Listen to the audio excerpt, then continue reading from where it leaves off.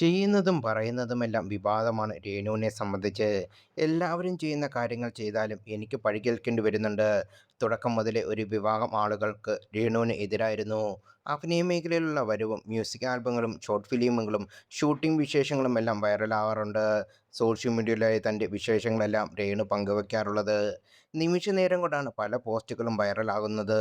പൊതുവെ നെഗറ്റീവിലൊന്നും തളരാത്തില്ല. ആരെങ്കിലും പറയുമ്പോഴാണ് അതൊക്കെ കാണുന്നത്. പ്രതികരിക്കാൻ തോന്നുമ്പോഴാണ് മറുപടി കൊടുക്കാറുള്ളത്. എൻ്റെ വീട്ടുകാർക്കും സുധിച്ചേട്ടൻ്റെ വീട്ടുകാർക്കും എന്നെ അറിയാം. അവരെ മാത്രമേ എനിക്ക് ബോധ്യപ്പെടുത്തേണ്ടതുള്ളൂ എന്ന് രേണു പറഞ്ഞിരുന്നു.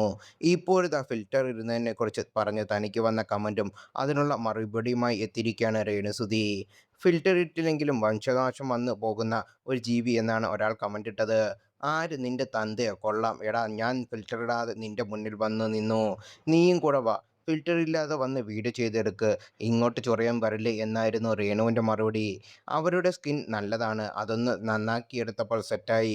നേരത്തെ മേക്കപ്പ് പ്രോഡക്റ്റ് ഉപയോഗിക്കാറുണ്ടെങ്കിലും ഒരുങ്ങി നടക്കാൻ ഇഷ്ടമാണെന്നും അവർ പറഞ്ഞിരുന്നു. പിന്നെന്തിനാണ് ഇങ്ങനെയൊക്കെ വിഷയമാക്കുന്നതെന്ന ചോദ്യങ്ങളും ഉണ്ടായിരുന്നു. ഇപ്പോൾ വർക്ക് കുറവാണെന്നും മറ്റു പ്രശ്നങ്ങളൊന്നുമില്ലെന്നും അവർ വ്യക്തമാക്കി. പൊതുവെ എല്ലാവരോടും ഫ്രണ്ട്ലി ആയിട്ടാണ് ഇടപെടാറുള്ളത്. വിവാദങ്ങളൊന്നിലും തലയിടാറില്ല. തന്നോട് അഭിപ്രായം ചോദിച്ചാൽ മാത്രമേ രേണു പ്രതികരിക്കാറുള്ളതും. വരുമാനത്തിന് വേണ്ടിയാണ് സബ്സ്ക്രിപ്ഷൻ തുടങ്ങിയത്. അതിനു മുന്നോടിയായി രേണുസുതി എന്ന പേര് മാറ്റി രേഷ്മ പി തങ്കച്ചൻ എന്ന് കൊടുത്തിരുന്നു. ഒറിജിനൽ പേര് കൊടുത്താലേ വേരിഫിക്കേഷൻ നടക്കൂ എന്ന് പറഞ്ഞപ്പോഴാണ് പേര് എഡിറ്റ് ചെയ്തത്. അത് കണ്ടപ്പോൾ വിവാഹത്തിനുള്ള തയ്യാറെടുപ്പാണെന്ന് ചിലരുടെ കണ്ടെത്തൽ. ഇനിയൊരു വിവാഹം വേണ്ടെന്ന് വെച്ചിട്ടൊന്നുമില്ല. ആഗ്രഹിക്കുന്ന ഓരോരുത്തർ വന്നാൽ അത് നടക്കും.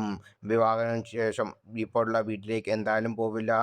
പേരിലെ ശ്രുതി ഉണ്ടാവില്ല. സ്വന്തമായൊരു വീട് എന്ന ആഗ്രഹം ഇപ്പോഴും മനസ്സിലുണ്ട്.